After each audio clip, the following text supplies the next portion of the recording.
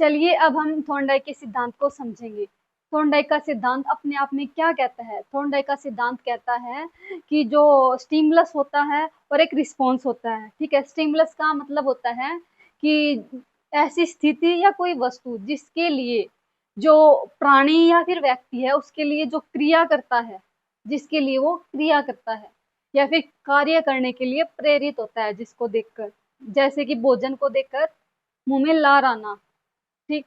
और स्टेट के exam date आने के बाद बच्चे जो है अनुक्रियाएं करते हैं कि अपनी पढ़ाई में एकजुट होकर जुट जाना। उद्दीपक हो गया, उद्दीपक और यानी कि स्टिमुलस। ये है रिस्पॉन्स। रिस्पॉन्स क्या होता है? जो उद्दीपक को देखकर जो हम क्रियाएं करते हैं वो क्या होती हैं? अनुक्रियाएं होती हैं। तो इसने बोला है कि जो स्टिमुलस होता है उसको देखकर हम बहुत सारी अनुक्रियाएं करते हैं, ठीक है। जो अनुक्रिया हमारे जो अनुक्रिया जिस अनुक्रिया का परिणाम हमको संतुष्ट कर देता है, यानी कि जिसका परिणाम हमारे लिए सेटिस्फाई होता है, हम उस अनुक्रिया को बार बार स्टिमुलस के लिए करते हैं। उसके लिए जो स्टिमुलस और जो रिस्पॉन्स है उनका बॉन्ड बन जाता है। इसने यही बात कही है, जो स्टिमुलस और जो रिस्पॉन्स है उन दोनों का बॉन्ड बन जाता है, ठीक है। चलिए देखिए, इसके सिद्धांत को ट्रायल एंड एरर थ्योरी यानी कि प्रयास और त्रुटि का नियम भी कहा गया है। और क्या बोला है? कनेक्शनिज्म थ्योरी यानी कि संबंधवाद का सिद्धांत। कैसे? स्टिमुलस और रिस्पॉन्स के बीच में जो संबंध बनेगा, इसीलिए संबंधवाद का सिद्धांत। थ्योरी ऑफ फ्रीक्वेंसी यानी कि जो क्रियाएं बार बार की जाती हैं, बार बार होती है ना जो क्रियाएं, स्टिमुलस को देखकर जो क्रियाएं बार बार होती हैं, इसीलिए इसका सिद्धांत का नाम रख दिया थ्योरी ऑफ फ्रीक्वेंसी यानी कि आवर्ती का नियम। थ्योरी ऑफ सिलेक्शन यानी कि चयन का सिद्धांत। जो बहुत सारी क्रियाएं होती हैं उसके लिए हम कोई भी पर्टिकुलर एक जो क्रिया को चुन लेते हैं ना, स्टिमुलस के लिए चयन तो हुआ है, पर्टिकुलर एक जो स्टिमुलस के लिए एक क्रिया का चयन किया है, इसीलिए जो नाम लिया है चयन का सिद्धांत। सारे अनुक्रिया में से हम एक अनुक्रिया का चयन कर लेते हैं। एस आर थ्योरी का मतलब है उद्दीपक अनुक्रिया का सिद्धांत, जो कि 1930 में दिया था E.L. थॉर्नडाइक, जो कि शिक्षा मनोविज्ञान के अंदर ऐसे पहले मनोवैज्ञानिक थे जिन्होंने एनिमल इंटेलिजेंस में PhD की है, जिसने एनिमल्स पर प्रयोग किए हैं। क्या किए हैं? एनिमल्स पर प्रयोग किए हैं।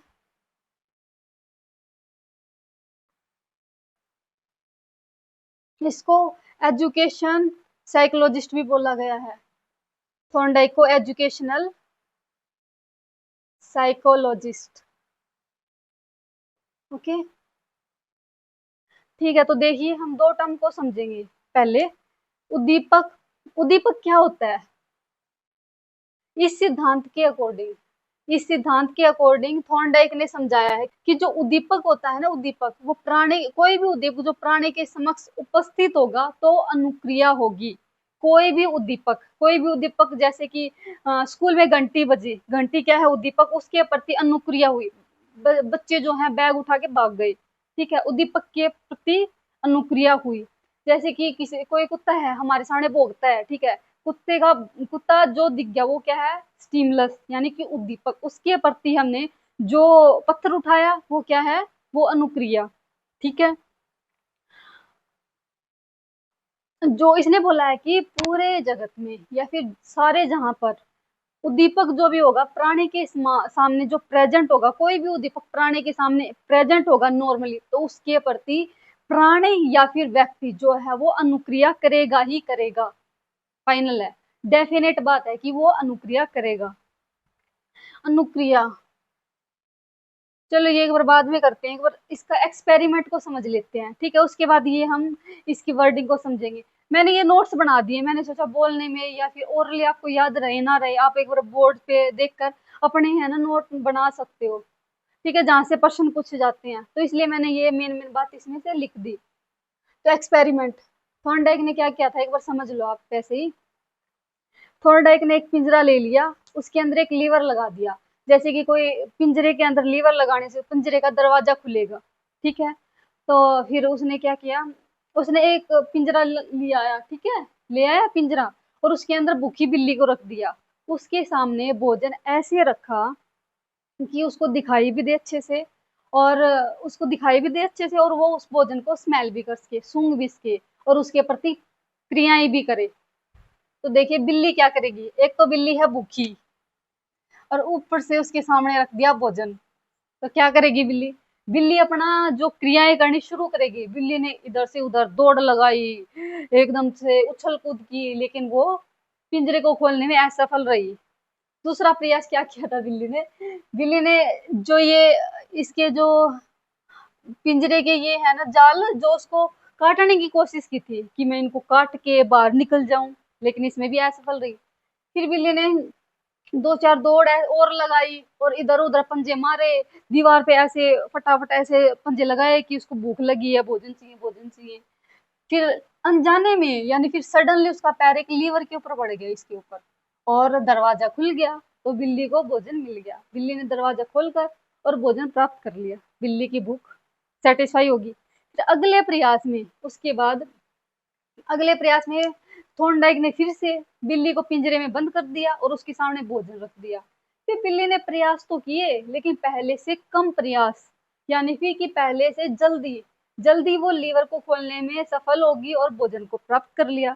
ऐसे ही देखते देखते थॉर्नडाइक ने बताया कि वो 100वें प्रयास में, थॉर्नडाइक ने बताया कि 100वें प्रयास में पता है क्या हुआ, कि बिल्ली ने है ना तो कोई अनावश्यक क्रियाएं की। बिल्ली को पता था इधर लीवर है, लीवर के ऊपर पैर रखते ही दरवाजा खुल जाएगा, उसके बाद वो भोजन को प्राप्त कर लेगी। ठीक है, इतनी सी बात थी। और इसने निष्कर्ष क्या निकाला कि जो अनुक्रिया है, बिल्ली के द्वारा जो अनुक्रिया हुई है स्टिमुलस को लेकर, यानी कि भोजन को लेकर जो उसने अनुक्रिया की है, वो बहुत सारे अनुक्रिया में से उसने एक का चयन कर लिया कि लीवर के ऊपर पैर रखने से ही दरवाजा खुलेगा, उसके बाद इसको भोजन मिलेगा। तो थॉर्नडाइक ने बोला, देख लो बिल्ली को मैंने दरवाजा खोलना सिखा दिया भाई। तो थॉर्नडाइक ने बोला कि उद्दीपक होते हैं ना, उद्दीपक, उसके लिए हम बहुत सारी क्रियाएं करते हैं, लेकिन उसमें से कोई एक अनुक्रिया का चयन करते हैं हम, एक अनुक्रिया का चयन करते हैं जिससे इन दोनों में क्या हो जाता है, संबंध स्थापित हो जाता है, यानी कि उन दोनों में एक बॉन्ड स्थापित हो जाता है, यानी कि कनेक्शन कनेक्शन बन गया। तो देखिए, आओ समझेंगे, एक बार ये देख लेते हैं पॉइंट। इसने बोला है कि जो अनुक्रिया हुई है ना, अनुक्रिया जो बिल्ली ने अनुक्रिया की है, तो वो सही और संतोषजनक, यानी कि सही होगी, और जो अनुक्रिया का परिणाम, जो अनुक्रिया का परिणाम है वो सही होगा, और उससे बिल्ली की भूख शांत होगी, संतोषजनक उसको परिणाम मिलेगा। तो बिल्ली जो है ना, बिल्ली वो उसको करने के लिए प्रेरित होगी। ठीक है, बिल्ली को जो सही उसको बिल्ली को सही उसको जो परिणाम मिलेगा, बिल्ली की जो अनुक्रियाएं हुए हैं वो सही होंगी और संतोषजनक परिणाम मिलेगा, तो उसका जो संबंध है विशेष उद्दीपक के साथ जुड़ जाएगा। अगली बार फिर बिल्ली को बंद बंद करेंगे, तो बिल्ली के सामने भोजन रखेंगे, तो बिल्ली क्या एक अनुक्रिया करेगी, लीवर के ऊपर पैर रख के और दरवाजा खोल लेगी और भोजन को प्राप्त कर लेगी। इसका मतलब है कि एक बॉन्ड बन गया एक अनुक्रिया के लिए। ठीक है, विशेष उद्दीपक के लिए सही अनुक्रिया हुई है। ठीक है, उद्दीपक, उद्दीपक क्या होता है, वह वस्तु या स्थिति जो व्यक्ति या प्राणी को कार्य करने के लिए प्रेरित करे। जैसे कि मोटिवेशन लगा लो, मोटिवेशन का काम क्या करता है, कोई भी पेपर की, जैसे सीजीएल की हम तैयारी कर रहे हैं, ठीक है, उसकी एडवर्टाइजमेंट आ गई, तो हम वो हमारे लिए क्या है, उद्दीपक का काम करेगा। उसको देखकर हम उद्दीपक के लिए किए जाने उसके देखकर हम अलग अलग क्रियाएं करेंगे, मॉक करेंगे, टेस्ट करेंगे, क्लासेस करेंगे, तो वो क्या है, अनुक्रिया। अनुक्रिया जो होती है वो उद्दीपक के लिए जो क्रियाएं हम करते हैं वो अनुक्रिया होगी। ठीक है, निष्कर्ष क्या है, इस पूरे जो एक्सपेरिमेंट है उसका निष्कर्ष क्या है, उद्दीपक और वांछित अनुक्रिया के बीच बंध स्थापित हो गया। थॉर्नडाइक ने क्या बोला, देखो उद्दीपक जो है भोजन, भोजन और ये लीवर के बीच में क्या हो गया, बंध स्थापित हो गया।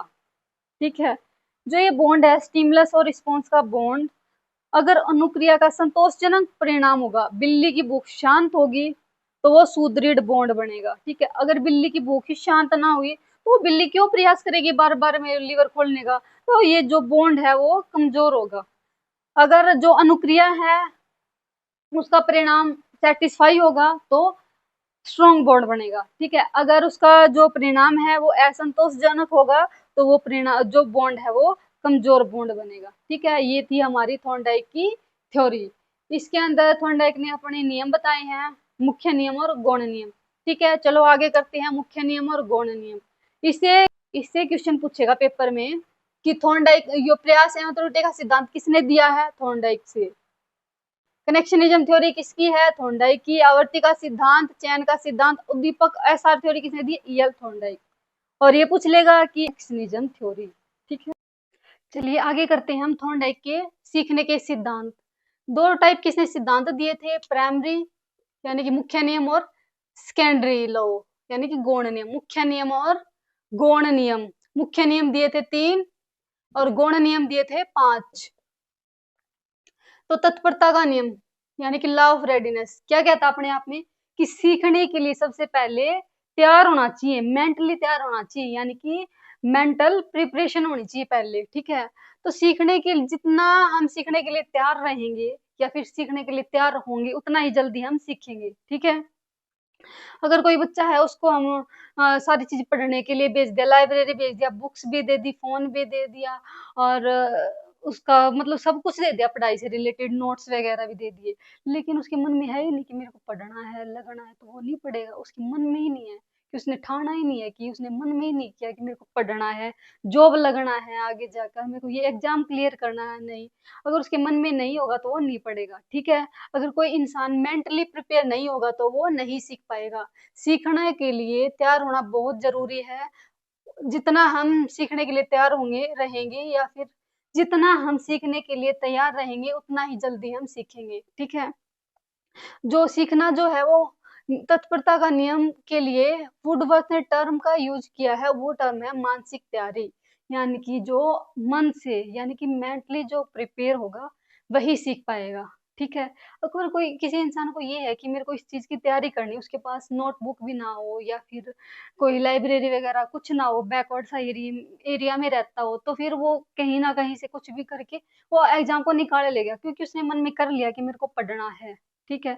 उसको फैसिलिटी वगैरह से कोई मतलब नहीं है, उसको उसने मन में कर लिया कि मेरे को ये एस्टेट करना है तो इसका मतलब करना है, तो वो मेंटली प्रिपेयर है, ठीक है। नेक्स्ट है अभ्यास का नियम यानी कि law of exercise. Law of exercise इसके लिए हम किसी क्रिया को बार बार दोहराना। एक्सरसाइज का मतलब है कि हम किसी क्रिया को बार बार दोहराते हैं, ठीक है। बार बार दोहराने के बाद हम उस क्रिया में निपुण हो जाते हैं, इसलिए इसको law of use and law of disuse कहा गया है। लॉ ऑफ यूज किसी क्रिया को या फिर किसी पाठ को हम बार बार दोहराएंगे तो लॉ ऑफ यूज, ठीक है, लॉ ऑफ प्रयोग। और उस पाठ को हम दोहराना बंद कर देंगे, उसको हम भूल जाएंगे, तो फिर क्या हो गया, लॉ ऑफ डिसयूज। इसके लिए एक हम ये थॉट भी बोलते हैं कि practice make a man perfect.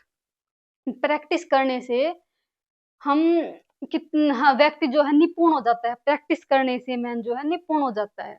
तो इसके लिए एक ये पुरानी कहावत भी है कि करत करत अभ्यास के जड़मति होत सुजान, रस्सी आवत जात के सिल पर पड़त निशान। यानी कि करत करत अभ्यास से के करने से जो जड़मति यानी कि जो मूर्ख व्यक्ति भी होता है ना, वो भी बुद्धिमान हो जाता है, ठीक है। रस्सी आवत जात के सिल पर पड़त निशान, यानी कि जो कुएं के ऊपर जो रस्सी है, हम पानी को खींचते हैं, कुएं के ऊपर जो रस्सी है वो उसके चारों ओर जो चबूतरा होता है पत्थर का बना हुआ, उसको सिल मतलब कि पत्थर पर निशान पड़ जाते हैं कि हम कुएं से बार बार पानी खींचते हैं, तो पत्थर पर भी जो रस्सी है वो निशान डाल देती है अभ्यास करने से, ठीक है।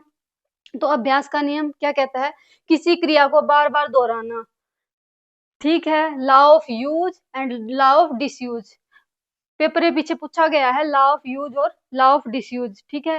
ये टॉपिक कंप्लीट कराने के बाद मैं क्वेश्चन बताऊंगी आपको जो पूछे गए हैं। और करत करत अभ्यास के जड़मति होत सुजान, ये बहुत पुरानी कहावत है, ठीक है। अभ्यास से सीखने के एग्जाम्पल है नृत्य करना सीखना। नृत्य की थ्योरी आप कितनी भी रट लेना, ऐसे करके ऐसे होएगा, लेकिन नृत्य हम जब तक करेंगे नहीं तब तक सीखेंगे नहीं। ऐसे ही गाड़ी चलाना लगा लो, आप कितना ही पढ़ लो, सबसे पहले जो है क्लिच दबा के रेस देनी है पहले गियर में, तो आप कितना भी पढ़ लो, अगर आप गाड़ी में बैठोगे नहीं तब तक नहीं सीख पाओगे। तो उसके लिए आपको अभ्यास करना पड़ेगा, और जैसे जैसे आप अभ्यास करते जाओगे आप उस क्रिया में निपुण होते जाओगे। ठीक है। प्रभाव का नियम यानी कि लॉ ऑफ इफेक्ट, यानी कि जिस क्रिया को करने के बाद हमको सेटिस्फेक्शन मिलता है, या कि हम यानी हमको संतोषजनक जो परिणाम मिलता है, तो उस क्रिया को हम बार बार दोहराते हैं। ठीक है। अगर किसी क्रिया से हमको बार बार असंतोष परिणाम मिलता है तो हम उस क्रिया को बार बार नहीं दोहराते, उसको हम बंद कर देते हैं। ठीक है। इसीलिए इसको law of satisfaction and law of annoyance कहा गया है, यानी कि संतोष और असंतोष का नियम। Law of pleasure and pain, प्रशंसा एवं दर्द का नियम। ठीक है। इसको हम law of pleasure and pain भी कह देते हैं। ठीक है। तो आपको मुख्य नियम समझ आ गए, तत्परता का नियम, अभ्यास का नियम और प्रभाव का नियम। पहले तो आपको इसके नाम याद रखने हैं। दूसरी बात, इस नियम में क्या होता है, उस नियम के अकॉर्डिंग आपको क्या समझ आया, वो नियम क्या होता है, ये बात आपको याद रखनी है। ठीक है। गौण नियम, गौण नियम के लिए आप याद रखेंगे सेकेंडरी नियम, यानी कि पहला है अभिवृत्ति का नियम, यानी कि मेंटल कॉन्ग्रुएशन। सीखने वाले की जब इच्छा होगी तभी वो सीखेगा, अदरवाइज वो नहीं सीखेगा। इसके लिए भी कहावत है, मन के हारे हार मन के जीते जी। जैसे मन का भाव होगा वैसे ही कार्य का भाव होगा। जैसे कि घोड़े को पानी के पास या फिर तालाब के पास तो ले जाया जा सकता है, लेकिन उसको पानी पीने के लिए हम बाध्य नहीं कर सकते। जब उसका मन करेगा तभी घोड़ा पानी पिएगा, अदरवाइज नहीं पिएगा। बहु प्रतिक्रिया का नियम, यानी कि लॉ ऑफ मल्टीपल रिस्पॉन्स। हम इसके कोई भी नया काम करते हैं तो उसके लिए हम बार बार बहुत सारी अनेक अनुक्रियाएं करते हैं। जैसे कि बिल्ली ने पिंजरे खोलने के लिए कितनी सारी अनुक्रियाएं की थी। ठीक है। तो प्रतिक्रिया का नियम, यानी कि जब हम कोई भी नया कार्य करना सीखते हैं तो उसके लिए अनेक क्रियाएं करते हैं। आंशिक क्रिया का नियम, यानी कि लॉ ऑफ पार्शियल एक्टिविटी। इसमें हम टुकड़ों में करके सीखते हैं। जैसे कि हमने मैथ के अंदर हमें टॉपिक रिवाइज करने हैं तो हम क्या करेंगे, सबसे पहले उसको टॉपिक को, जो भी टॉपिक्स हैं उसको बांट लेंगे chapter wise, percentage, average, profit and loss. ठीक है। चैप्टर वाइज कर लेंगे, चैप्टर को भी बांट लेंगे। जो परसेंटेज है उसके अंदर भी हम टुकड़ों में याद करेंगे कि टाइप 1 2 3 कितने कितने टाइप का होता है। तो हम जो पाठ्यक्रम को रिवाइज करते टाइम हम छोटे छोटे टुकड़ों में बांटते हैं। ठीक है। हमारा जो करिकुलम भी है वो भी ऐसे ही है कि हमारी जो यूनिट है, जो सिलेबस है पूरा, उसको 5-6 यूनिट में डिवाइड कर दिया जाता है। यूनिट के अंदर भी चैप्टर होते हैं फिर। ठीक है। टुकड़ों में सीखता है इसमें बच्चा। इसको हम विश्लेषणवाद का सिद्धांत भी कहते हैं, या फिर विश्लेषणवाद का सिद्धांत, या फिर विश्लेषणवाद विधि भी कहते हैं। फोर्थ आता है हमारा आत्मीकरण, यानी कि लॉ ऑफ एसिमिलेशन। इसमें हम पूर्व ज्ञान के आधार पर नया ज्ञान सीखते हैं। ठीक है। जैसे कि ABCD लगा लो, ABCD सीखने के बाद हम जो है वो लेटर को सीखते हैं, उसके बाद वर्ड बनाते हैं। ठीक है। तो उसके बाद हम पढ़ना सीखते हैं, फिर हम लिखना सीखते हैं। ठीक है। पूर्व ज्ञान के आधार पर नया ज्ञान, यानी कि LSRW। सबसे पहले हम लिसनिंग करते हैं, फिर स्पीकिंग, फिर रीडिंग और फिर राइटिंग उसके बाद। इसको हम ये भी बोल देते हैं ज्ञात से अज्ञात की ओर। जो हम पहले जानते हैं उसी के आधार पर हम जो आगे चीज सीखते हैं। ठीक है। जैसे कि साइकिल चलाना सीख लिया, साइकिल के बाद हमने बाइक चलाना सीखा, बाइक चलाने के बाद हमने गाड़ी चलाना सीखा। ठीक है। तो आगे है साहचर्य परिवर्तन का नियम, यानी कि लॉ ऑफ एसोसिएटिव चेंज। पहले कभी की गई जो क्रिया है उसको उसी समान दूसरी स्थिति में करना, यानी कि स्थिति दोगी। जैसे एक माँ है, उसका बेटा छोड़ के चला गया, जैसे कि एग्जाम देने लगा लो, या फिर फोन में लगा लो, बेटा चला गया फोन में, तो उसकी माँ की क्रिया हुई रोना, और थोड़े दिन बाद उसकी फोटो को देखकर वही अनुक्रिया करना, रोना। ये होता है एसोसिएटिव चेंज। जैसे कि दो क्रियाएं होंगी, पहले की गई जो एक क्रिया है उसी समान दूसरी स्थिति में करना, उसी के समान जो दूसरी स्थिति है उसी में करना। ठीक है। Law of associative change. तो हमने क्या किया है आज, जो थॉर्नडाइक के नियम किए थे, थॉर्नडाइक के लिए हमने पहले एक्सपेरिमेंट समझा था, क्या था उसका एक्सपेरिमेंट। उसके बाद हमने थॉर्नडाइक के सिद्धांत किए हैं। थॉर्नडाइक के सिद्धांत 2 टाइप के होते हैं, मुख्य नियम और गौण नियम। मुख्य नियम 3 प्रकार के होते हैं, कौन कौन से? तत्परता का नियम, लॉ ऑफ रेडीनेस। दूसरा कौन सा है? अभ्यास का नियम, लॉ ऑफ एक्सरसाइज। थर्ड नियम है प्रभाव का नियम, लॉ ऑफ इफेक्ट।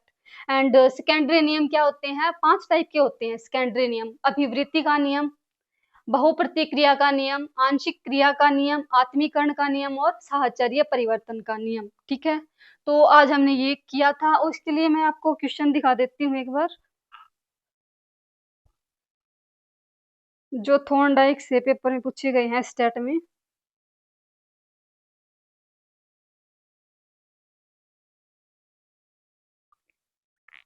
यह है अधिगम के नियम के तहत तत्परता का नियम किसने दिया था? अधिगम के नियम के तहत तत्परता का नियम प्रतिपादित किया है। Option: Edward Thorndike, John B Watson, Ivan Pavlov या फिर वर्दीमन। तो क्या आएगा इसका option? Option number A, Thorndike. ठीक है। Law of readiness as one of the law of learning has been propound by Thorndike. एक तो ये हो गया।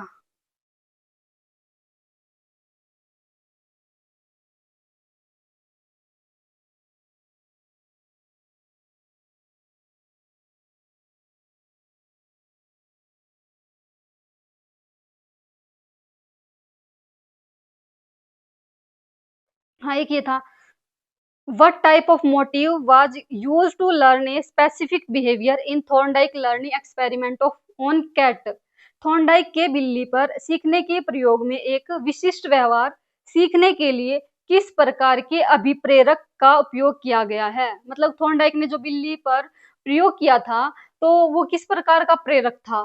तो वो बायोलॉजिकल मोटिव था, सोशल मोटिव था, या फिर एक्सटिंक्शन मोटिव था, या फिर एनवायरमेंटल मोटिव था? हिंदी में बोलेंगे, थॉर्नडाइक के बिल्ली पर सीखने के प्रयोग में एक विशिष्ट व्यवहार सीखने के लिए किस प्रकार के अभिप्रेरक का प्रयोग किया गया था? जैविक अभिप्रेरक, सामाजिक अभिप्रेरक, बाह्य अभिप्रेरक और वातावरणीय अभिप्रेरक। तो क्या आएगा? जो भोजन जो होता है वो होता है जैविक अभिप्रेरक। एक क्वेश्चन ये है इससे related, A child has to learn a lesson by dividing it in several sections as per his convenience. Which is this method of learning? एक बच्चा किसी पाठ को अपनी सुविधा अनुसार कई भागों में बांटकर सीखता है। यह सीखने की कौन सी विधि है? तो कौन सी विधि है ये? पाठ को बांटकर सीखता है, यानी कि पार्शियल एक्टिविटी, यानी कि ये हो गया अंश विधि, यानी कि पार्ट मेथड। नेक्स्ट क्वेश्चन है, the satisfactory effect of A task affects the learning of that task, who propounded this law of learning? किसी कार्य का संतोषजनक प्रभाव उस कार्य के सीखने को प्रभावित करता है। सीखने का यह नियम किसके द्वारा प्रतिपादित किया गया है? तो ऑप्शन नंबर बी, थॉर्नडाइक। ठीक है, तो सीखने का जो संतोषपूर्ण प्रभाव का नियम ये रहा कि अगर हम किसी भी क्रिया को करने के बाद संतोषजनक परिणाम मिलेगा तो हम उस क्रिया को बार बार दोहराएंगे। तो लॉ ऑफ इफेक्ट भी बोल सकते हैं इसको, लॉ ऑफ सेटिस्फैक्शन, या फिर law of pleasure and pain. ठीक है, थॉर्नडाइक ने दिए था यह नियम। ठीक है, पिछले पेपरों में आए हुए मैंने क्वेश्चन भी आपको बता दिए। अब आगे हम नेक्स्ट थ्योरी को करेंगे। Okay, thank you.